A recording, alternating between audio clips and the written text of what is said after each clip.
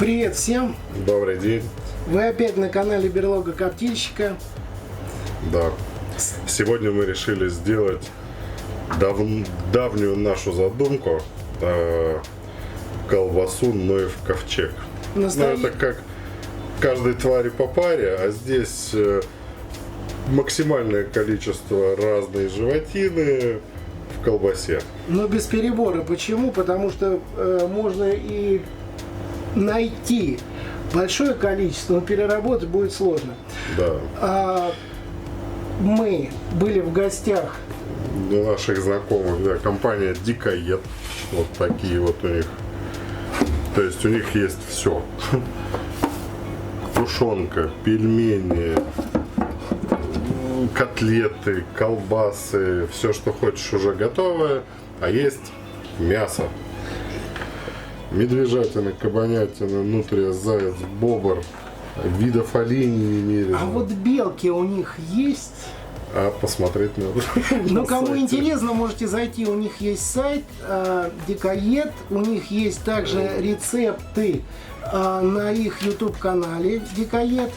А еще у них есть такие вот книжечки. Блюдо из дичи называется. И когда вы покупаете у них мясо, вам дают такую книжечку. И в ней можно посмотреть волшебные рецепты. Лопатка косули в ягодном маринаде. Кстати, у них даже есть крокодилы. Чего уж далеко ходить. И змеи. И змеи. Что самое интересное. Ну, а мы решили сделать сегодня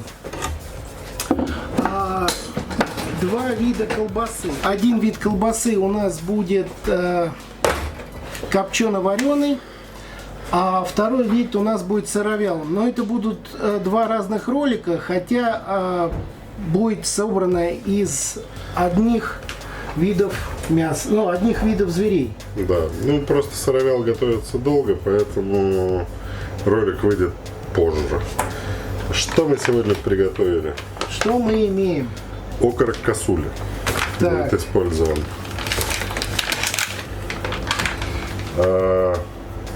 Мясо тура. Тур — это такой баран вроде, горный.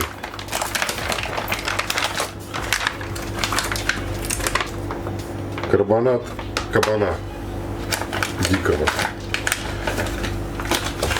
Это, наверное, медведь. Это мишка, нет? Нет, это окорок бобра. О, бобер. Съел бобра, спас дерево. Кстати, вот. Спинка зайца. Ну, это у нас. Вообще, почему мы не А вот индейцы, внутренняя часть бедра медведя. Индейцы бы сказали, вот сколько ты сейчас животных съел. Окорок пятнистого оленя. Внутренняя часть бедра лося. Так, это сахаты у нас. Внутренняя часть бедра европейского оленя. Лошадка, корейка конины. Так. Внутренняя часть бедра морала. Кстати, кто любит конину, там шикарная конина у ребят. Можете брать. Внутренняя часть бедра северного оленя. То есть 3 вида оленя у нас сегодня. Лось, медведь. Ну и добавим, естественно, говядины. Говядина, свинины, утку, курица. индейку, курицу. Короче, каждой твари по паре. Ну, мы не разгонялись. Опять же таки, количество зверушек мы посчитаем и четко вам скажем. Но их будет предостаточно. Ну что, сейчас я иду, все это промываю от крови, да, и тогда буду жиловать. Все, а дальше будем идти по схеме. Делим на две кучи. Одна пойдет у нас на сыровял, другая пойдет у нас на варено-копченый. Поехали. Красивое мясо. Вот что хочу сказать, это похвала ребятам из Дикоеда. Вот сейчас жилую практически жил и нету. Мясо идет уже у них хорошо перебранное. Это не подхалимаш, это факт. Так, мы зверя перебрали, получилась у нас вот такая сиротская кучка. Сейчас мы делаем колбасу варено-копченую и будем пропускать через мясорубку, через крупную решетку. Как вы уже прикалывались, но мы ее называем решетка Мерседес. Ну, выглядит она так. Поэтому весь наш объем нашего мяса вместе с грудинкой, всю нашу дичку, включая там курицу, утку, говядину, индейку, а свининой у нас будет грудинка жирновастая, специально для этого дела. Значит, по пропорции мы берем 20% грудинки от общего веса нашего мяса перебранного. Поехали, пропускаем через мясорубку.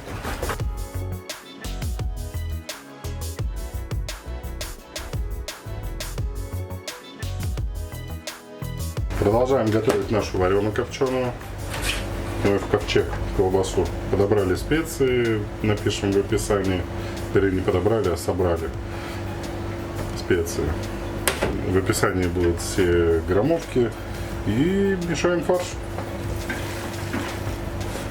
Не забывайте, что фарш должен быть не теплым, поэтому держите его в холодильнике, особенно в летнюю жару.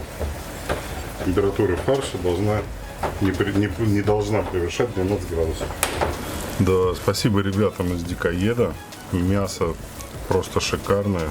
Рисунок у колбасы будет просто отличный. И вкус, наверное, тоже. Запах, по крайней мере, обалденный. Доделали фарш. Наши дикие звери готовы стать колбасой. Сейчас будем набивать в колбасный шприц и в оболочку. Поехали.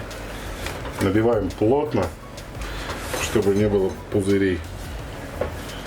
Чем плотнее вы набьете, тем лучше. Поэтому набивайте лучше маленькими партиями. Вот. Набили и вставляем в наш шприц.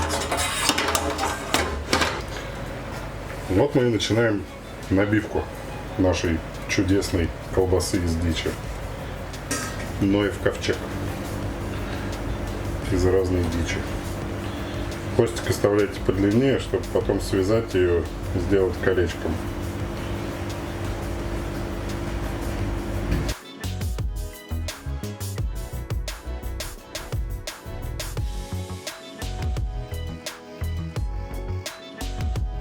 Итак, мои дорогие, смена пажеского караула. Колбаску я накрутил. И теперь стандартно мы ее отправляем на усадку в холодильник на 18-16 часов на температуру плюс 2, плюс 4. А дальше мы будем ее коптить и варить. Вот такая колбаска Ноев ковчег.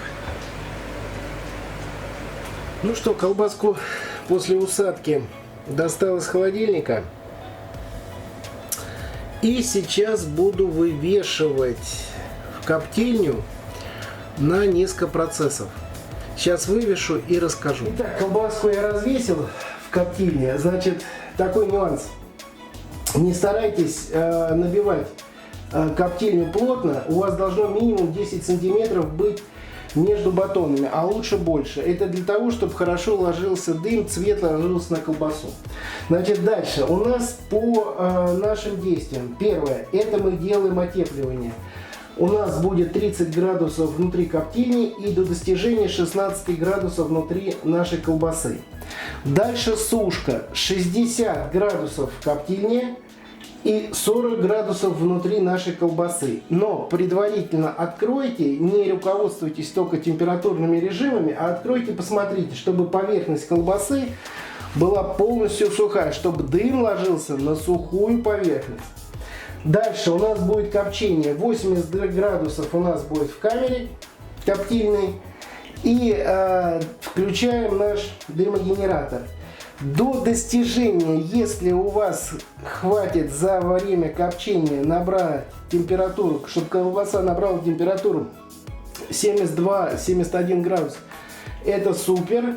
Если же нет, тогда поднимем температуру в коптильне до 83 градусов и до достижения 71-72 градуса внутри коптильни будем варить. Если у вас варка, вы чувствуете, идет медленно, то в поддон, в коптильню, либо какую-то посудку поставьте с водой, чтобы было влажно, повысить влажность в коптильне, чтобы процесс варки у вас проходил быстрее. Колбаса у нас прокоптилась, сварилась, перевесил ее сейчас в сушку. Здесь она провисит 2-3 часа, тем временем она остынет. Резкий запах копчения уйдет, после чего я ее переложу в холодильник на 12 часов на плюс 4 градуса. А дальше будем дегустировать. Наконец мы сделали нашу колбасу из мяса, которую мы взяли у ребят из Дикоеда. Вот мы к ним приехали в гости, будем ее пробовать.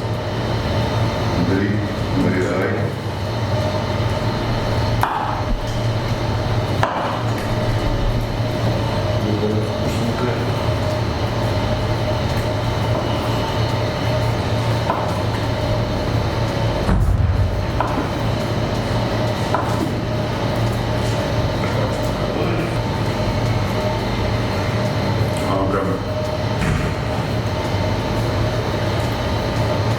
Прям очень обалденная, да.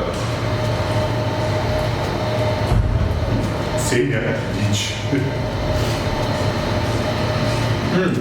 Чувствуются нотки верблюда. Попробовали колбасу, как вам? Отлично. Супер колбаса получилась. Ну, что хочу сказать. Колбаса вышла, надо делать такое. Чтобы делать, можно, чтобы сделать из дикого мяса вкусную колбасу, можно обратиться в магазин Дикоед и купить у них мясо. Делайте колбасу, подписывайтесь на наш и на ваш канал. Канал ребят мы разместим в описании. И делайте вкусную колбасу.